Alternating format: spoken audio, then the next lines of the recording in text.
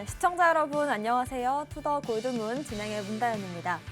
1월 말부터 한 두 달가량이 이제 4,300만 원에서 5,500만 원 부근의 지속적인 이 횡보 장세를 이어오고 있습니다. 이번 주말에도 큰 변동성 없이 무난한 주말이 나왔는데요.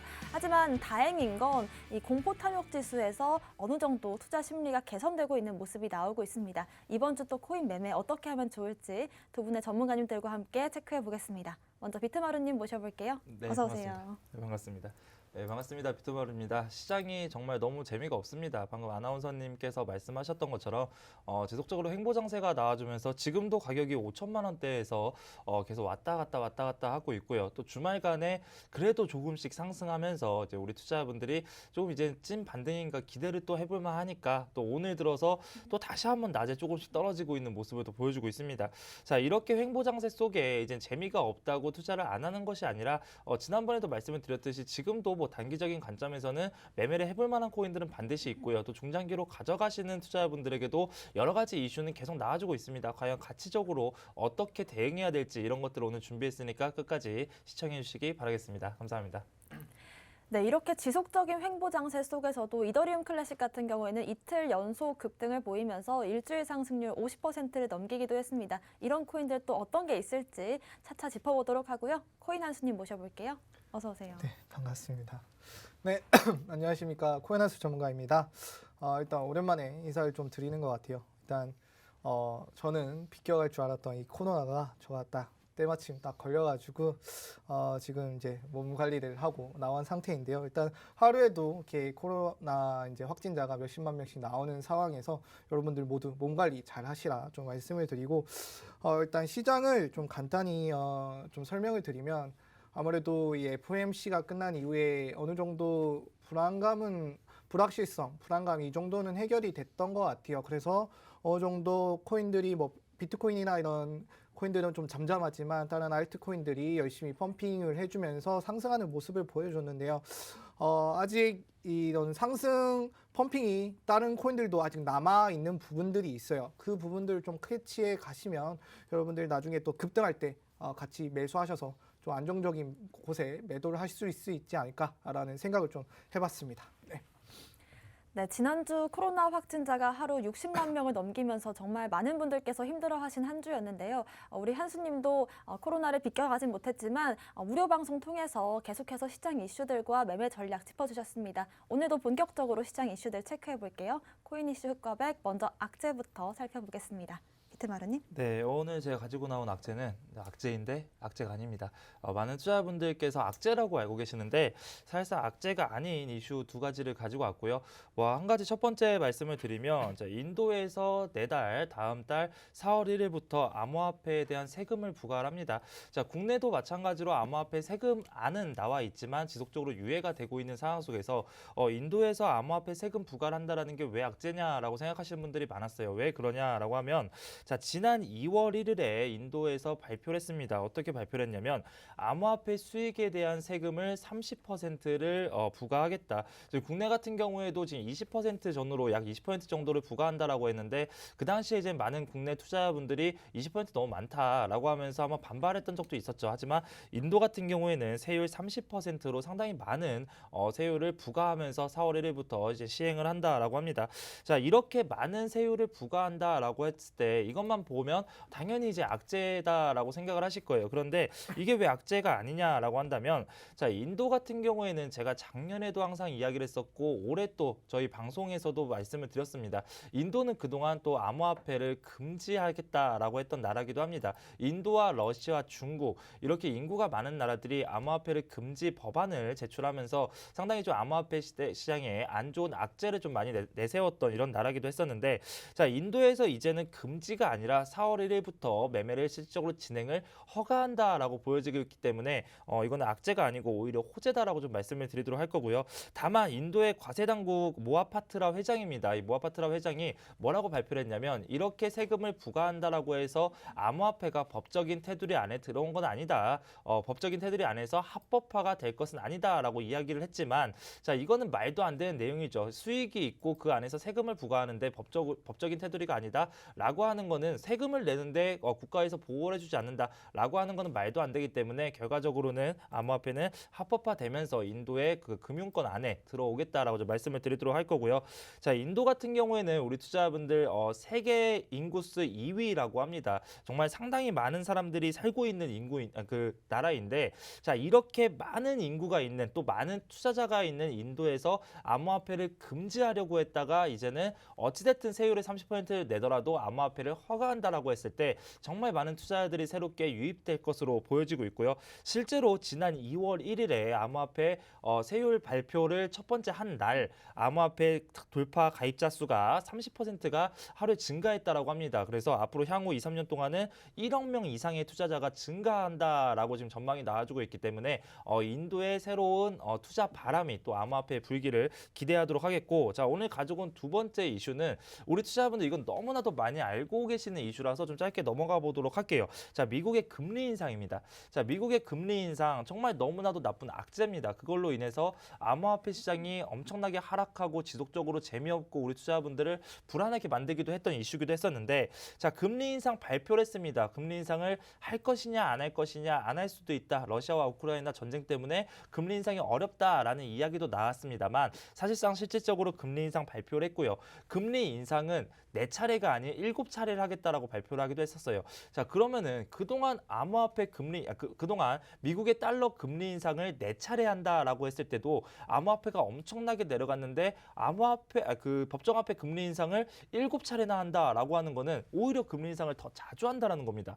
그런데도 불구하고 금리 인상을 하겠다라고 발표한 날 오히려 비트코인은 상승하는 모습을 보였어요. 자, 그게 왜 그러냐면 기존에는 0.5%로 4차례 인상을 할 것이다라고 발표를 했었어요. 그런데 우크라이나와 러시아의 전쟁이 장기화되고 있고 또 세계 경제가 안 좋아지고 있습니다. 그러다 보니까 금리 인상에 대해서 연준에서도 함부로 막 할 수가 없어요. 그렇다 보면 자, 0.5%에서 0.25%로 일단은 줄여서 인상을 하고 그동안 못했던 거를 원래는 0.5%에 4차례, 그러면은 단순 상승률로 보면 2%입니다. 그런데 그것을 7차례로 하면서 1.75%를 상승했다. 그러면서 좀 맞추겠다라는 의도로 보여지고 있는데, 이렇게 4차례에서 7차례를 금리 인상 폭을 낮춰서 한다는 것 자체가 지금 금리 인상하기가 상당히 어려운 시기라는 것을 또 이야기하기도 합니다. 그래서 이런 것들을 보면은 이미 암호화폐는 0.5%의 4차례 더 큰 금리 인상을 예견하고 하락이 됐었고요. 그런데 그것들이 이제는 더 작은 폭으로 인해서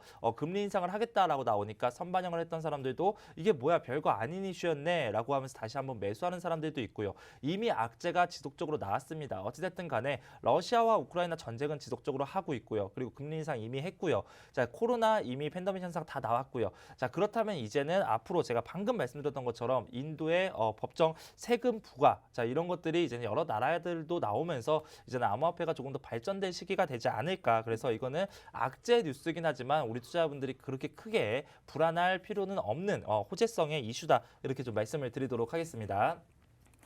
네, 인도와 중국은 대표적인 반암호화폐 국가로 유명한데요. 특히나 작년 같은 경우를 본다면 인도와 중국발 악재들이 비트코인 가격 하방을 이끌기도 했습니다. 하지만 이렇게 세금을 부과한다라는 이슈가 오히려 이제는 어떻게 보면 암호화폐를 자산으로서 인정을 하고 법적 테두리 안에서 관리를 하겠다라는 의지로 보여지기 때문에 호재로서 작용할 수 있는 부분이 충분히 있다라는 말씀 주셨고요. 금리 인상 같은 경우에는 저번 주에 이제 3년 만에 기준금리를 올렸습니다. 통상 암호화폐라고 한다면 우리가 위험 자산으로서 인식을 하기 때문에 우리가 악재로서 여길 수 있는 이런 이슈들이 오히려 우리가 예상했던 수치보다 낮은 수치로 금리 인상을 진행하면서 시장의 가격 상승을 이끌기도 했습니다. 이 부분은 한수님과 또 한번 짚어볼게요.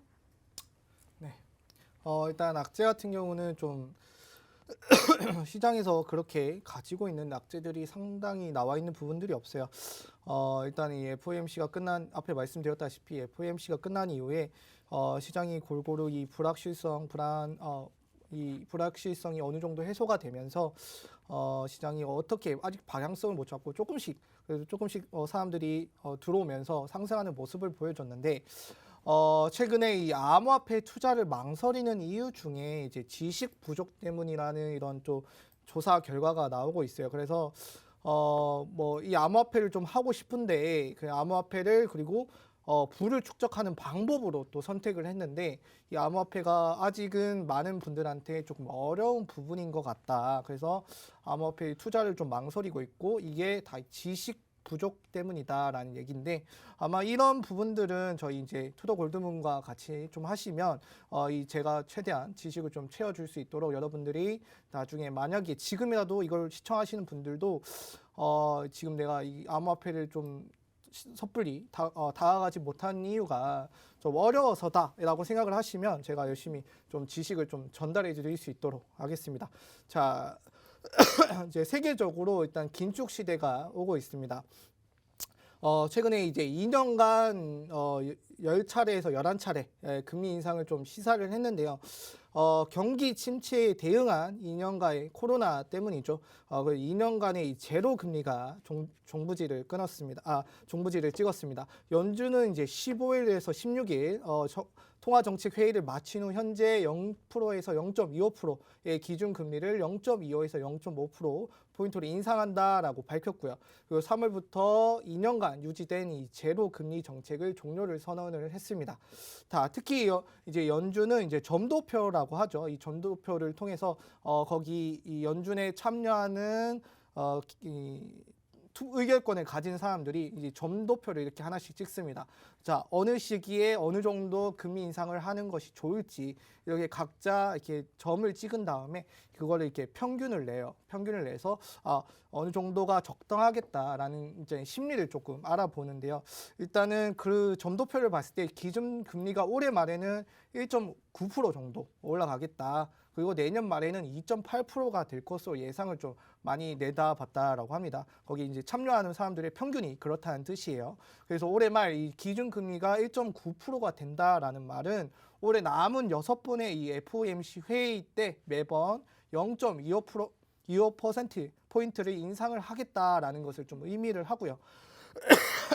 여기에 더해 내년에 내년 말 기준 금리가 2.8% 오르려면 금리 인상이 3회에서 4회. 왜냐하면 0.5가 될 수도 있고 0.25가 될 수도 있기 때문에 3회에서 4회가 더 있을 예정이다. 그렇게 해서 2년간 10번에서 11번의 인상으로 좀 이어질 것이다 라는 예측을 좀 내다볼 수 있고 아무리 좀 연준이 상당히 공격적으로 유동성을 좀 조이기에 들어갔다라고 생각을 하시면 되는데 여기서 여러분들이 좀 집중해서 아셔야 되는 부분이 뭐냐면 어쩔 수 없이 인플레이션은 지금 잡아야 되는 위치까지 왔어요. 그래서 지정학적인 이슈 때문에 어느 정도 뭐 기름값이나 다른 곳의 물가나 이런 게 상승을 한 부분도 있고요. 그래서 연준은 0.5를 올리고 싶어도 0.25밖에 못 올린 상황이었다라고 저는 좀 생각을 하고 있습니다. 자, 0.25를 올리는 거는 시장에서부터 예측이 됐던 부분이고 그 부분들이 맞아떨어졌기 때문에 시장은 변동성 없이 이어졌는데요. 근데 그때 보시면 결과가 나왔을 때 솔직히 말하면 이제 미국 같은 경우는 올해 경제 성장률을 좀 낮췄어요. 낮추면서 좀 안 좋게 봤는데 이 파월 의장이 나오면서 우리 자신감을 좀 표현을 했단 말이에요. 아무래도 이제 다음에 FOMC나 파월 의장이 어떤 발언이 있을 때 금리 인상 이슈와 더불어서 이 인플레이션을 잡을 수 있는 자신감을 내비치는 것이 중요하다라고 좀 생각을 하시면 돼요.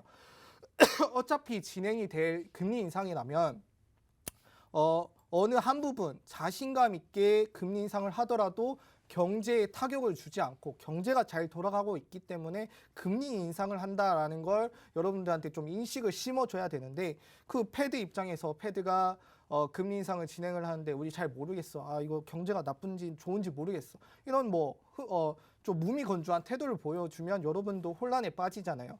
그렇지 않고 이번에는 좀 강력하게 자신감 있는 모습을 보여줬기 때문에 어느 정도 불확실성이 해소가 됐고 다음 FOMC나 금리 인상에도 그런 자신감이 이어간다라면 긍정적으로 시장이 좀 반응할 것이다 라고 좀 인식을 하고 계시면 될 것 같아요. 자, 그리고 여기에 더불어서 이제 이 대선이 끝난 이후에 이제 새 정부가 가상자산 공약을 좀 내놨는데 이게 어느 정도 건드려야 될 부분들이 많을 것 같아요. 그래서 이 건드려야 되는 부분들이 많기 때문에 내년 초 1월 달로 이렇게 미뤄진 가상자산 세금 부과 관련 내용이 이게 더 1년 더 미뤄질 수 있다라는 내용이 나오고 있는데 2023년에서 2024년으로 말이죠. 그렇게 내용이 있는데 일단 그 내용을 좀 간단히 좀 이렇게 나눠볼게요. 일단 가상자산 공약도 이 국회 입법이 필수이기 때문에 어느 정도 여야가 합의를 통해서 이 입법을 후에 통과가 되는 그런 공약을 좀 수행할 수 있는 부분이 있을 것 같아요.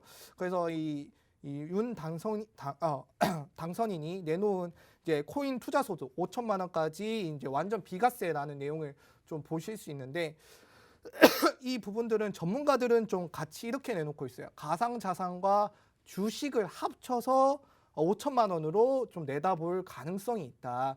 지금 암호화폐 하나만으로 5천만 원은 좀 가능성이 떨어지고 여기에 주식을 추가해서 5천만 원일 가능성이 좀 있다라는 내용이 좀 나오고 있고요.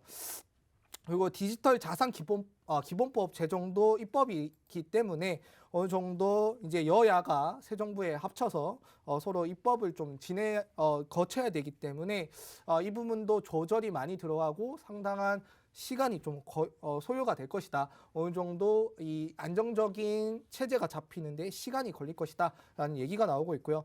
그다음에 이제 세 번째 또 IEO 관련해서 또 얘기가 좀 많이 나오고 있죠.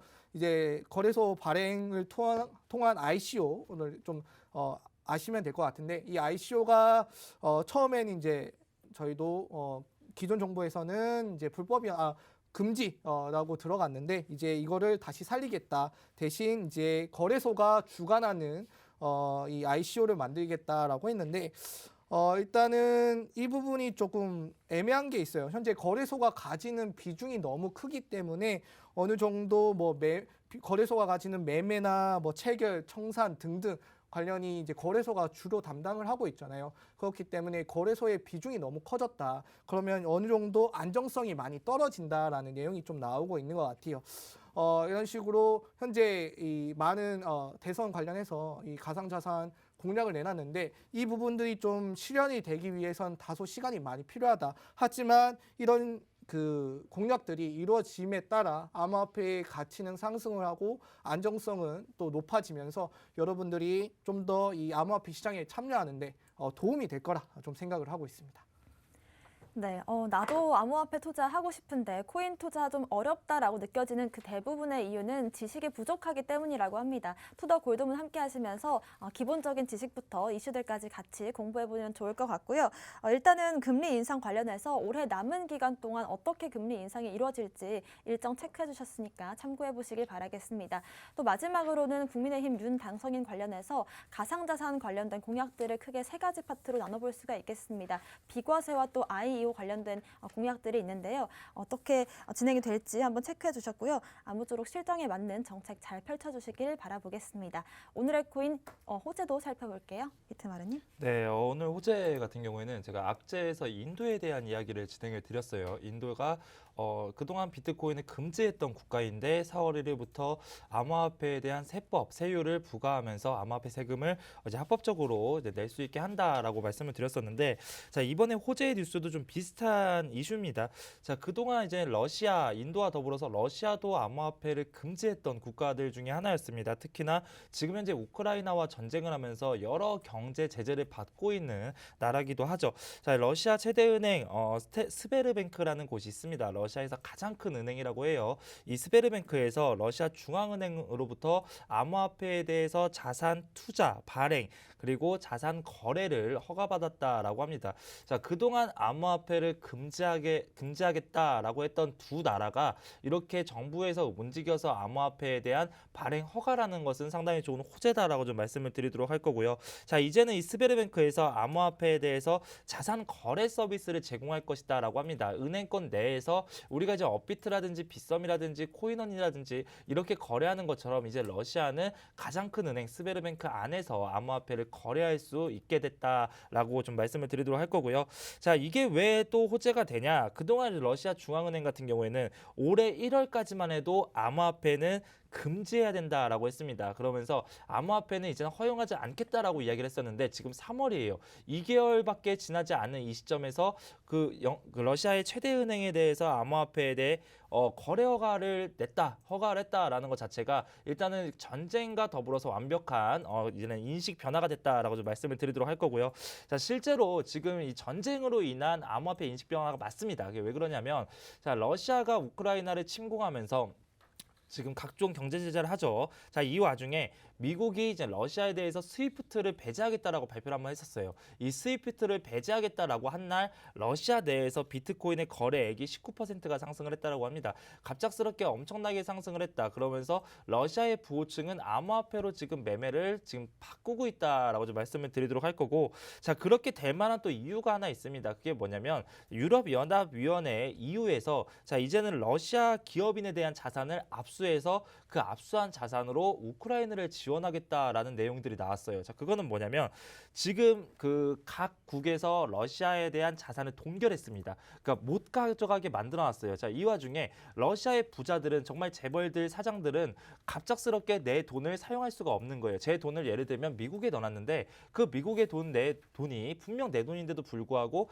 지금 제재가 되고 동결이 돼서 그거를 꺼내지 못합니다. 자, 그러면서 사용하지 못하는 거는 그래도 괜찮은데 그거는 뭐냐면 유럽연합에서 회의를 통해서 동결한 자산을 사용할 수도 있다고 합니다. 러시아 부호층의 입장에서는 상당히 기분이 나쁘죠. 내 돈, 그동안 모아놓은 돈을 모아놨더니 그 미국에 투자했더니 그 돈을 가지고 내 맘대로 사용도 못하고 그것을 유럽연합에서 회의에서 내 돈을 맘대로 꺼내 쓴다. 자, 그렇다면 지금 법정화폐의 문제점이 이런 것들이기 때문에 러시아 부호들은 더더욱 암호화폐로 들어가겠다라고 좀 말씀을 드릴 거고요. 자, 실제로 지금 현재 유럽연합에서 러시아 기업인에 대한 수십 명을 지금 제재를 했는데 이 제재한 내용들을 보면 슈퍼 요트도 있고요. 개인 제트기도 있고요. 그리고 부동산도 있고요. 이런 것들이 모두 다 동결이 됐습니다. 그래서 이런 것들이 유럽연합 회의를 통해서 이제는 처분하겠다라고 지금 발표가 됐고요. 이탈리아에서만 1조 450억이 넘는 금액이 지금 현재 동결된 상태라고 합니다. 자, 그렇다면 입장을 바꿔서 제가 방금 전에도 말씀을 드렸지만 입장을 바꿔서 제가 만약 러시아 부호다라고 한다면 저는 이제 두 번 다시는 법적 화폐를 모으지 않을 것 같아요. 그리고 금을 모아놓을 수도 없습니다. 너무 무거워서. 그렇다면 무엇인가를 다르게 만들어야 되는데 지금 이 시점에서 러시아 중앙은행이 이제는 러시아 최대 은행에 대한 암호화폐 거래도 허가하고 암호화폐에 대해서 무엇인가 움직임을 보여주려고 한다. 그렇다면 제가 러시아 부호라면 반드시 이제 암호화폐 쪽으로 투자할 것이기 때문에 이런 것들이 거래량 증가로 올라가서 암호화폐 시장에 다시 한번 또 붐을 일으키지 않을까라는 생각이 들고요. 예전에 2017년도 그리고 2018년도, 2019년도 이전에는 중국발의 상승이 좀 많았습니다. 중국에서 확실하게 금지 정책을 하기 전에 갑작스럽게 중국발의 이슈로 인해 시진핑 빔이라고 하죠. 중국발의 이슈로 인해 급등을 했다가 다시 내려왔다라고 한다면 이제는 인도와 러시아발의 이슈가 아직 한 발 남았다라고 좀 말씀을 드릴 거고, 자, 러시아와 인도뿐만 아니라 여러 각국에서도 암호화폐에 대한 제재 그리고 암호화폐에 대한 법적 규제 마련은 지속적으로 이루어질 겁니다. 그래서 이런 것들이 활성화되면서 암호화폐는 역시나 아직은 시작 단계다라고 좀 말씀을 드리도록 하겠습니다. 네, 전쟁 발발 이후로 러시아발 이슈들이 많은데요. 일단 러시아 최대 은행인 스베르뱅크에서 이제는 디지털 자산을 발행하고 또 거래를 할 수 있다라는 호재가 나왔습니다. 특히나 러시아 큰손들, 부호들이 적극적으로 좀 러시아에서 암호화폐 거래를 한다면 이 시장 전반적으로 거래량이 붙을 수 있다라는 점 체크해 보시면 좋을 것 같습니다. 코인한수님의 오늘의 호재도 살펴볼게요. 일단 호재 같은 경우도 일단은 이 인플레이션이 가지는 의미를 조금 알아주시면 될 것 같아요. 일단 어느 정도 이 인플레이션이 글로벌적으로 나타나면서 이제 비트코인의 보급화를 좀 촉진시킬 것이다라는 얘기가 나오고 있어요. 아무래도 이 비트코인은 뭐 그런 이제 중앙 집중형 구조가 아니기 때문에 뭐 정부가 나쁜 정책을 가진다 해서 영향을 받지는 않죠. 그렇기 때문에 해지 수단으로서 많이 좀 작용이 되고 홍보가 되어 왔습니다. 그래서 각국 경제가 흔들리는 지금 이 시점에서 이 비트코인의 제한된 개수와 그리고 언제든지 어디서든 어느 지역에서든 누구든 사용할 수 있는 이 접근성이 비트코인의 보급화를 좀 더 이끈 게 아닌가. 그리고 최근에 이 우크라이나가 이 암호화폐를 가지고 여러 가지 결제 수단도 하고 에어비앤비에서도 이제 암호화폐를 이 에어비앤비 사용한 결제 수단으로 좀 고려할 생각이 있다, 보급할 생각이 있다라는 이런 얘기도 나오고 있죠. 그렇게 되면서 어느 정도 이 최근에 이 우크라이나 러시아 사태가 이 암호화폐에 큰 변화를 일으키는 터닝 포인트가 아니었나라고 좀 생각을 하고 있습니다. 여기에 더불어서 이제 미국과 EU도 이제 제도권의 수용을 좀 잇따라서 연결을 하고 있는데 이 부분 좀 알아두셔야 되는 게 좀 많이 오해하시는 분들이 있어요. 일단 미카, 유럽에서 이 암호화폐를 좀 제재를 하기 위해서 뭐 예전에 많은 분들이 뭐 비트코인 금지 내용이 들어가는 것이 아닌가, 그 비트코인을 좀 금지하는 주장이 좀 많이 들어간 그렇게 좀 해야 된다라는 좀 언론이 많이 나오고 있었기 때문에 그게 미카에 포함이 되는 것이 아닌가라는 얘기가 나왔었는데 사실 미카에도 그런 내용이 포함될 수 있었던 거는 채굴 관련밖에 없었거든요. 채굴이 이제 환경을 파괴한다라는 주장이 있었고 그 부분들이 어느새 시간이 지나면서 이제 파괴를 한다라는 그 주장들이 조금 약해지면서 미카에서도 이 부분들이 많이 빠지는 최근에 일이 있었습니다. 그렇기 때문에 자, 이 미카라는 것은 암호화폐가 안정적으로 여러분들이 이 매수, 매도 그리고 거래소 이용, 그다음에 뭐 스테이킹이나 디파이, NFT 등등 이 내용들을 안정적으로 여러분들이 좀 관리하고 접근할 수 있도록 그런 테두리를 만드는 거기 때문에 여러분들이 투자 심리가 위축될 필요가 없다라고 좀 아시면 될 것 같고요. 여기에 더불어서 이제 미국에서도 이제 최근에 이제 조 바이든 대통령이 우리 암호화폐 가상자산 미국을 선두 주자로 만들겠다. 그래서 행정명령을 통해서도 그때 시장이 또 상승하는 모습을 보여줬죠. 그만큼 미국과 이제 유럽 어차피 지금 달러가 집중돼 있는 이 구조에서 어느 정도 요즘 이제 암호화폐가 치고 올라오고 있는 상황에서 양분을 한다라고 제가 꾸준히 말씀을 드렸어요. 그 부분이 조금 실현이 되고 있는 모습을 볼 수 있는데요. 이제 달러에 너무 의존도가 높았던 부분들이 이제 문제가 생기고 있죠. 그래서 요즘 최근에 이제 이제 석유 결제할 때도 무조건 달러로만 결제를 할 수 있었는데 그거를 중국도 이렇게 이걸 좀 채택을 하겠다라는 내용이 나오면서 이제 달러의 가치를 조금 낮아지는 모습을 보여줬어요. 자, 달러나 원화나 뭐 이렇게 그런 위안화나 이런 것들은 다 어느 한 나라의 중요 통화이잖아요. 그분들이 이제 힘이 세지면 나중에 너무 의존도가 높아지기 때문에 그 부분들을 해소할 수 있는 해지 수단으로서 대체할 수 있는 수단으로서 암호화폐의 이 가치가 최근에 좀 많이 부상을 했다. 그리고 다른 화폐들의 가치가 떨어지고 암호화폐의 가치가 이제 올라가는 시기가 점점 오고 있다. 그렇게 생각을 하시고 좀 이제 암호화폐 시장 안정적이다. 그리고 모르겠으면 저희가 최대한 많은 정보 가르쳐드리면서 이게 안정적으로 이 암호화폐 시장 접근할 수 있도록 도와드리도록 하겠다. 좀 말씀을 드리겠습니다. 네, 글로벌 인플레이션에 따라서 앞으로 비트코인 보급화가 촉진될 걸로 보이고요. 미국과 EU를 비롯해서 여러 제도권들에서 비트코인과 암호화폐를 수용하고 있다는 점 의지를 하면서 안정적으로 좀 시장이 상승할 수 있기를 기대해 보겠습니다. 오늘의 코인 이슈 살펴봤고요. 저희는 잠시 뒤에 코인콕으로 돌아오겠습니다.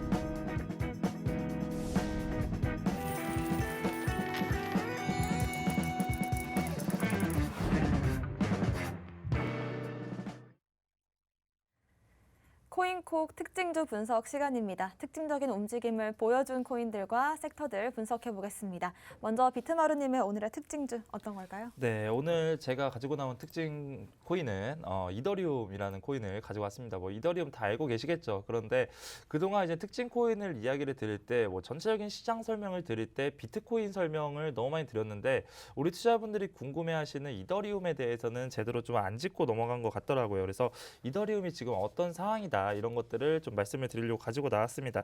자, 지금 현재 이더리움 같은 경우에는 이더리움 2.0으로 지금 전환하려는 노력을 지속적으로 하고 있죠. 정말 오래됐습니다. 2020년부터 지속적으로 이더리움 2.0에 관한 이야기가 나와주면서 아직까지도 지금 계속 전환 중에 있는데 자, 이번에 이더리움 2.0에 대한 통합 테스트넷을 통과했다라는 이슈가 나와서 정말 우리가 바라는 이더리움 2.0이 현실화되고 있다 이렇게 좀 말씀을 드리도록 할게요. 자, 그러면은 뭐 물론 우리 투자분들 많이 아실 거예요. 그런데 모르시는 분들을 위해서 간략하게 다시 한 번만 설명을 좀 드릴게요. 이더리움 2.0이 왜 필요하냐, 이더리움 2.0이 뭐냐 이런 것들을 좀 모르실 거예요. 자, 이더리움 같은 경우에는 그동안 비트코인과 이더리움 모두 다 작업 증명 방식으로 POW 방식이라고 합니다. 자, 우리가 실질적으로 채굴을 한다라고 이야기를 하죠. 컴퓨터를 이어서 켜놓고 그 안에서 연산을 풀어서 나오는 코인 이런 것들이 채굴 방식인데 이렇게 채굴 방식을 하게 되면 엄청난 에너지를 소모합니다. 그러면서 환경 파괴의 주범이 될 수 있다라고 나와주기도 했었죠. 제가 지난번에도 말씀을 드렸었죠. 도지코인이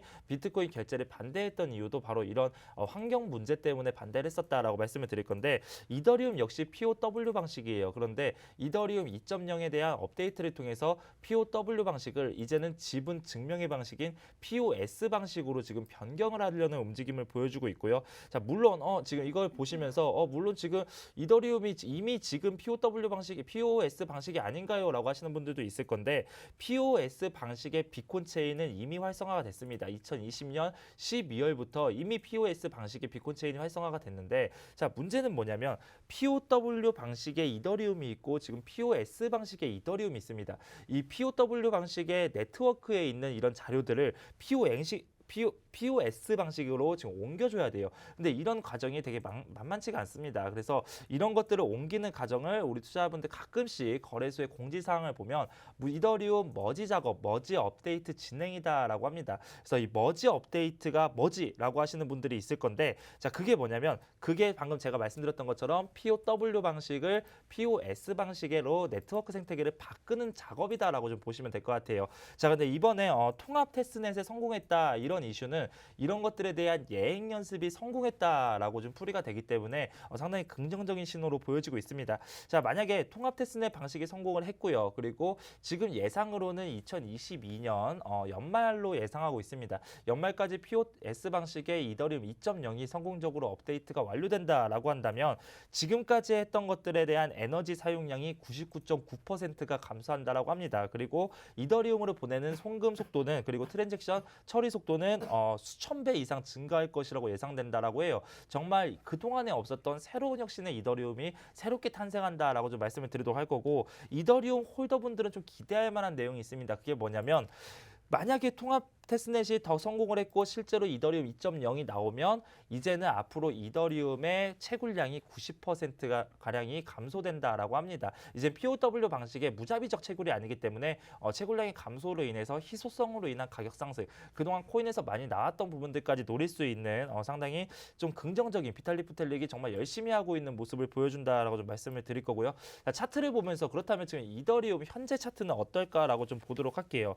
정말 비트코인과 같이 갔습니다. 상승을 할 때는 엄청나게 상승을 했다가 물론 이더리움 2.0과는 별개로 전체적인 시장 상황에 휩쓸리는 모습을 보여주고 있어요. 이게 아직까지는 코인에 풀어야 될 문제다라고 좀 보여지고 있고요. 자, 지금 상황에서 지금 현재 하락을 했죠. 하락을 하면서 잘 보시면 저점을 올려주고 있습니다. 첫 번째 저점 라인, 두 번째 저점 라인이 나와주고 있고 자, 쌍바닥, 삼바닥을 보여주면서 새로운 삼각 수렴을 형성했다. 자, 그동안 우리 투자분들 계속 말씀을 드렸습니다. 그렇습니다. 고점과 고점, 저점과 저점을 연결했을 때 일치하는 부분. 자, 이 구간을 보면 자, 고점과 고점 연결했죠. 고점 연결했죠. 고점.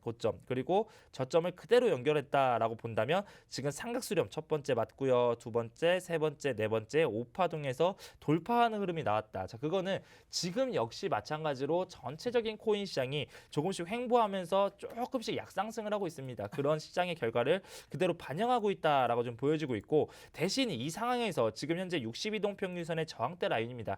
이 저항대 라인도 그동안 뚫지 못했어요. 그런데 그 라인을 강하게 뚫어주고 지금 있다라고 한다면 지금 현재적인 전체 상황의 시장에 휩쓸려서 같이 내려갔던 건 맞지만 언제든 시장이 다시 돌아올 때 선차적으로 먼저 올라올 수 있는 가능성이 있는 코인이다라고 좀 말씀을 드리도록 할 거고, 자, 우리가 지금 보는 것 중에 또 하나가 매물대 지표를 좀 많이 봅니다. 이더리움이 과연 어디에서 거래가 가장 많이 됐느냐. 자, 지금 가장 최고 상승 구간에서 지금 하락 구간까지 보면은 지금 이 오른쪽에 보라색으로 있는 게 매물대입니다. 이 라인에서 거래가 상당히 많이 이루어지고 있어요. 그렇다면 요 라인에서 거래가 많이 이루어졌었네. 그리고 그 위에는 당연히 고점 라인이겠죠. 고점 라인에서 많이 이루어졌었네.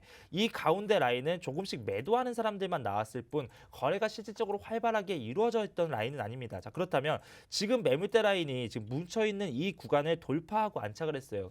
결국에는 이 아래 구간에서 이제는 매도하겠다, 정말 무섭다라고 하는 사람들과, 그리고 이젠 저점이기 때문에 또 이더리움 2.0에 대한 기대감이 있기 때문에 이것을 좀 매수하겠다라는 사람들이 지속적으로 싸웠는데, 이 매물대 라인에서, 이 아래 매물대 라인에서 현재 매수세가 우세해서 이겼다라고 지금 보여지고 있기 때문에 지금의 현재 이더리움의 가치적 그리고 차트적으로 본다면 앞으로의 전망은 좋다라고 좀 말씀을 드리도록 할게요. 다만 지금 관에서 우리 투자자분들이 항상 투자를 할 때 지금 투자해도 되나요? 라고 물어보실 거예요. 이건 특징 코인이기 때문에 실질적으로 공략해 볼 만한 코인은 아니에요. 왜 제가 공략 코인으로 들고 오지 않았냐면, 이더리움 같은 경우에는 우리 투자자분들 아시겠지만 갑작스럽게 막 급등하면서 10%, 20% 막 올라가는 코인이 아닙니다. 이 아래에서 지금 구간에서 현재 지지라인 62동 평균선을 돌파하고 지금 윗도지를 보여주고 내려가고 있는 구간이기 때문에 다시 한번 내려와서 이 62동 평균선을 지지받던가 아니면 이 매물대 라인을 지지받으면서 돌파하다가 이 라인 이전에 지금 새롭게 형성되고 있는 쌍고점이죠. 정고점 라인인 이 라인을 돌파할 때 그때 조금씩 매집을 해보신다면 이제는 시장의 흐름과 별개로 단독적인 상승도 좀 노려볼 수 있겠다라고 좀 말씀을 드리도록 하겠습니다. 네, 이더리움은 올해 정말 가장 기대되는 코인 중 하나인데요. 특히나 이더리움 2.0 관련해서 컨센서스 CEO도 올 2분기면 이더리움 2.0이 성공적으로 완료가 될 것이다라는 의견을 피력하기도 했습니다. 특히나 이런 이슈도 물론 있지만 소각이 많이 되면 될수록 가격적인 상승이 되기 때문에 이런 부분들에서 좀 기대를 할 수가 있겠고요. 특히나 이런 차트적인 모습에서도 지금 현재 매수세가 좀 더 우위하다는 점 참고하시면 좋겠습니다. 코인 한수님의 오늘의 특징 코인 살펴볼게요. 네, 오늘의 코인은 일단 스와이프 들고 왔습니다. 네, 일단 29일 날 이제 메인넷 런칭이 있어요. 그래서 지금 일단 오늘 여태까지 보여줬던 이 상승이 메인넷 런칭에 어느 정도 호재가 작용한 부분이 있다라고 생각이 되지만, 하지만 이 메인넷이 런칭을 했을 때 어느 정도 이 좋은 퍼포먼스를 보여준다라면 지금도 충분히 저점이다라고 좀 생각을 좀 들 수 있을 것 같아요.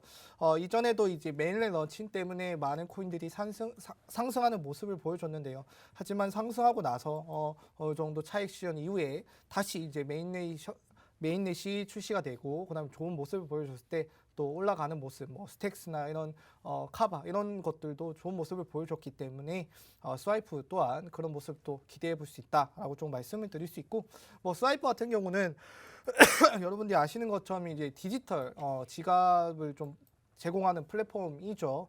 뭐 이렇게 많이 말씀을 드렸던 것 같아요. 뭐 애플이나 뭐 삼성이나 뭐 비자, 마스터 이런 곳에서 결제를 좀 할 수 있게 도와주는 부분인데, 이제 이 암호화폐 결제의 활용도가 많이 높아졌기 때문에 그럼 이 암호화폐를 결제를 하려는 수단, 그러니까 플랫폼이 필요하잖아요. 그 플랫폼으로 스와이프가 현재 좀 실질적으로 많이 사용되고 있기 때문에 앞으로 유용성 그리고 사용성, 그다음에 또 성장 가능성도 충분히 있는 코인이다라고 좀 말씀을 드리면서 차트를 통해서 한번 말씀을 드릴게요. 현재 이제 1,780원대 가격을 좀 유지를 하고 있는데 지금 자세히 보시면 이제 5일 이동 평균선이에요. 이게 5일 이동 평균선을 조금 지지를 받으면서 버텨주려고 하는 모습을 보여주고 있는데, 하지만 지금 이제 매수 들어가기에는 조금 무리가 있죠. 지금 이렇게 보시면은 뒤에 박스권을 제가 이렇게 색깔이 다르게 피보나치를 통해 박스권을 확인할 수 있는데, 그 박스권 안에서도 하단에 좀 위치를 하고 있어요. 어제 좋은 상승을 보여줬다. 그걸 다시 도로 0.786 라인 2,000원대 라인을 못 뚫고 내려오는 모습을 보여줬는데, 자 2,000원대 라인이 어느 정도 매물대가 두껍기 때문에 이 부분이에요. 이 부분 두껍기 때문에 그 부분을 잘 뚫지 못하고 내려오는 모습을 확인할 수 있고, 자 일단 그렇게 저항을 받고 내려왔는데 오늘마저 좀 내려가는 모습, 지금 이동평균선을 지지를 못해주고 내려가고 있기 때문에 매수를 가려면 언제가 좀 적기가 되냐. 제가 봤을 때는 지금 현재 가격으로는 한 1,760원, 1,750원까지 좀 떨어질 가능성이 있고요. 하지만 떨어졌다 해서 매수를 들어가라. 저는 그런 스타일이 아니죠. 항상 어느 정도 안정적인 흐름에 들어섰을 때 좀 말씀을 드리는 편인데, 지금 보시는 것처럼 5일 이동 평균선, 그 다음에 이게 60일, 이게 20일입니다.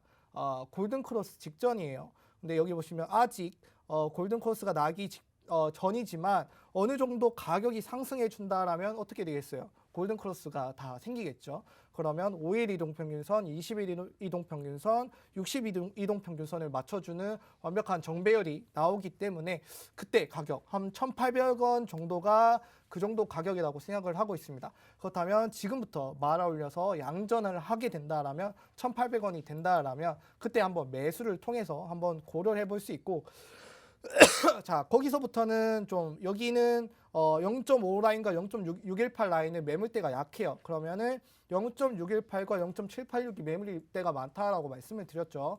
매물대가 약한 부분은 금방 뚫고 올라갑니다. 금방 뚫고 올라가서 그 위에 버거운 부분을 부딪히게 되겠죠. 그럼 그 버거운 부분의 상단까지 한번 노려볼 수 있다. 그럼 1,800원대에 매수 한번 하시면 한 2,000원까지 한번 내다볼 수 있는 상황이 나올 것이다. 라고 좀 말씀을 드리면서 오늘 공략 한번 해보도록 하겠습니다.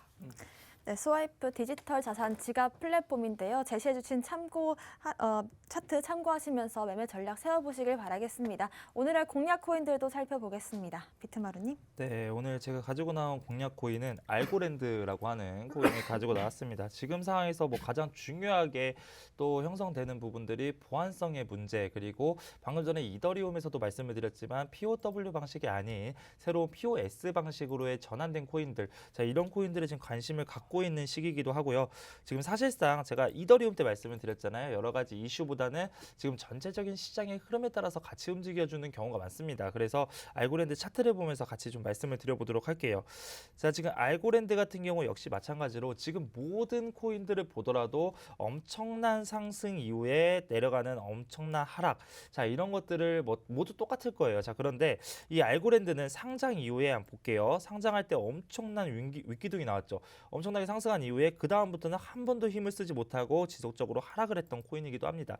자 그러면은 이렇게 내려갔던 코인에서 이제는 정말 상장하자마자 무조건 계속 평생 동안 내려가는 코인은 없어요. 언젠가는 한 번의 반등의 타이밍이 나올 텐데, 정말 운이 안 좋게도 전체적인 시장의 악재와 더불어서 또 전체적인 시장의 상황과 더불어서 상장하자마자 힘을 한 번도 못 썼다라고 좀 말씀을 드릴 거고, 자 지금 상황에서 그렇다면 왜 지금 노려봐야 되냐, 자 이런 것들을 볼게요. 자 보면은 하락 장세가 나왔습니다. 쭉 하락 장세가 나오면서 아래로 지지라인을 한번 형성을 시켜줬어요. 첫 번째 지지라인 구간, 밑골을 잡았던 구간 여기 보이시죠? 자 그리고 두 번째 라인 구간에 여기 지지라인을 형성을 시켰는데, 자 이 라인 매물대를 잘 보시면 지금 TV로 보이실지는 잘 모르겠지만 매물대 라인보다 아래에 있습니다. 지금 매물대는 지금의 현재 구간이 오히려 매물대 라인의 지지라인이고, 이전의 지지라인은 매물대가 없는 구간이라는 거예요. 자, 그거는 뭐냐면 지지라인 밑에서 살짝 휘둘렸다가 누군가 뚫렸다가 다시 한번 올려놓고 누군가 뚫었다가 다시 올려놓고 하면서 누군가가 지속적으로 매집을 하고 있지 않을까라는 생각이 좀 든다라고 좀 말씀을 드릴 거고, 자, 지금 같은 구간에서 지금 제가 아래에 MACD 차트를 튀겨놨습니다. 그 이동평균선의 중장기 이동평균선과 단기 이동평균선의 수렴과 합산을 조합해서 추세를 계산하는 지표다라고 좀 보시면 될 것 같아요. 자, 이 MACD는 지속적으로 상승 추세입니다. 그런데 가격은 지속적으로 내려가고 있어요. 전형적인 상승 다이버런스가 나와주고 있다. 자, 그렇다면 이제 추세 전환이 얼마 안 남았다라고 풀이되기 때문에 알고랜드를 한번 지금쯤 살짝 잡아보시는 게 어떤가라고 좀 말씀을 드리도록 할 거고요. 자, 제가 방금 전에도 말씀을 드렸지만 매물대 라인입니다. 정말 매물대 라인이 오히려 지금 구간이 매물대 라인이 더 밀집하는 모습, 그리고 지금의 현재 코인들을 보면은 대부분의 코인들이 62동 평균선을 터치했다가 내려옵니다. 62동 평균선을 딱 터치했다가 내려오는 시점이 지금 알고랜드가 지금 예전의 저항대 라인, 알고랜드에서 형성시켰던 예전의 저항대 라인과 그리고 현재 구간의 매물대 라인과도 정확하게 일치하기 때문에 이제는 바닥 라인에서 멈춰 있고 매물대 라인을 지지받고, 그렇다면 다시 매물대 라인을 위로 올라갈 수 있을까? 자, 그럼 저항대 라인이 지금 예상되고 있는데 대부분 저항대를 뚫고 들어갑니다. 그런데 위로 저항대 라인이 예상이 되고 있는데 이런 코인들을 공략해서 들어간다라고 하는 것을 이제 역발상 매매라고 진행을 해요. 저항대 라인이 있다는 거 안다. 그런데 저항대 라인까지 올라가라. 저항대에서 수익 보고 나오겠다. 이런 전략을 좀 사용해 보면 좋을 것 같고, 지금 현재 구간이 907원 구간입니다. 지금 구간에서 조금씩 이제는 공략을 해보시고, 손절가 라인은 예전에 지지 라인이 멈춰 있었던 구간 얼마입니까? 한 870원대 라인, 870원대 라인까지 손절가 라인 가져가고요. 목표가 라인은 이 위에, 일단은 심리적인 저항대 라인은 1,000원이지만 조금 더 돌파해서 1,050원까지 목표가 라인을 좀 끌고 가보도록 하겠습니다. 자, 이런 식으로 공략을 하시면 항상 손절가 라인 짧게 그리고 목표가 라인 길게 가져가 보실 수 있겠다라고 말씀을 드리도록 하겠습니다. 네, 알고랜드 같은 경우에는 현재 지지 라인 잘 잡아주고 얼마 뒤에 이제 추세 전환이 나올 수 있는 코인이다라는 말씀 주셨습니다. 더불어서 역발상 매매법까지 참고하시길 바라겠고요. 코인 한수님의 오늘의 공략 코인 살펴볼게요. 네, 오늘 공략 코인은 일단은 앞에 비트마루님께서 일단 특징주로 했던 일단 이더리움을 저는 좀 공략을 한번 해보자라고 좀 가져왔습니다. 어느 정도 이렇게 내용을 듣다 보니 제가 좀 수긍을 하는 부분도 있었고, 그래서 그 부분을 좀 말씀을 드릴게요. 일단 이더리움이 현재 시장에 온체인 데이터에 보시면 이 시장에 들어가 있는 이더리움의 개수가 2018년 이후에 최저점이라는 얘기가 나오고 있습니다. 자, 이 말은 무슨 뜻이냐? 사람들이 지갑에 있는 이더리움을 거래소에 왜 내놓겠어요? 팔기 위해서 내놓는단 말이죠. 하지만 지금 거래소에 들어가 있는 이 물량이 왜 없겠습니까? 사니까 물량이 없는 거죠. 다 어디에 있다? 지갑에 있다라는 뜻으로 좀 볼 수 있어요. 그 말은 즉슨 사람들이 지금 매수를 통해서 좀 상승을 지켜보면서 기다려보자, 홀더하는 부분이 많아졌다라고 좀 판단을 하실 수 있는데, 그 부분이 좀 최근에 보여주면서 이더리움이 상승을 위해서 어느 정도 매집이 들어가는 모습을 좀 볼 수 있다라고 좀 생각을 할 수 있어요. 그래서 이 이더리움을 좀 들고 왔고, 그래서 이더리움의 가격을 어떻게 좀 보셔야 되는지 차트를 통해서 한번 말씀을 드릴게요. 현재 지금 348만 원대 좀 가격을 유지를 하고 있는데 시간이 없으니까 좀 빠르게 좀 말씀을 드릴게요. 현재 이 이동 평균선을 못 뚫고 현재 이게 5일 이동 평균선입니다. 5일 이동 평균선을 못 뚫고 내려오는 모습을 보여주고 있는데, 그러면 매수를 언제 해야 되냐? 5일 이동 평균선을 좀 뚫었을 때, 지금 뚫는다라면 352만 원대이고요. 이상이고요. 그러면 언제 파시는 게 좋냐? 지금 피보나치를 제가 꺼놨는데, 그거 말고 옆에 이렇게 늘려보시면 매물대가 이렇게 조금씩 나와 있죠. 나와 있는데 어느새 이제 2월 달까지 400만 원까지 갔던 매물대가 가격이 근접해 왔습니다. 이 피보나치 선으로도 0.618 라인까지 왔기 때문에 여기서부터 매물대가 얇고 상승할 가능성이 높은, 급등할 가능성이 높기 때문에 한 393만 원까지 한번 내다 보시라라는 얘기가 말씀을 드릴 수 있고, 자, 이대로 352만 원에 들어가셨는데 갑자기 꺾여서 내려온다. 그럼 0.5 라인도 내려온다. 그럼 그 밑에 매물대가 많아요. 그래서 그 밑에 매물대를 또 소화를 해야 되니까 한 333만 원에서 손절가 짧게 가져가시면 또 여러분들 매수하는 데 도움이 될 거라 또 말씀드리도록 하겠습니다. 네, 시간 관계상 오늘 차트 분석은 이 정도로 하고요. 잠시 뒤 오후 1시 반부터 또 무료 방송에서 차트 분석 이어가도록 하겠습니다.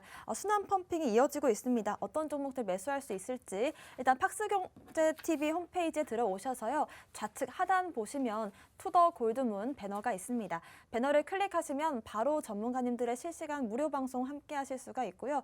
또 핸드폰으로 들어오시는 분들은 녹색 창에 투더 골드문 검색하시면 상단 링크 통해서 또 무료 방송 함께 하실 수가 있습니다. 급등하는 순환 펌핑 장 속에서 어떤 종목들 매수하면 좋을지 잠시 뒤 오후 1시 반부터 함께 알아보도록 하겠습니다. 오늘 저희가 준비한 소식은 여기까지입니다. 또 본 방송에서 제공하는 정보는 투자 판단의 참고 자료일 뿐이며 특정 자산 가치의 상승과 하락을 보장하지 않는다는 점 유의하시길 바라겠습니다. 저희는 다음 이 시간에 오겠습니다. 시청자 여러분 고맙습니다.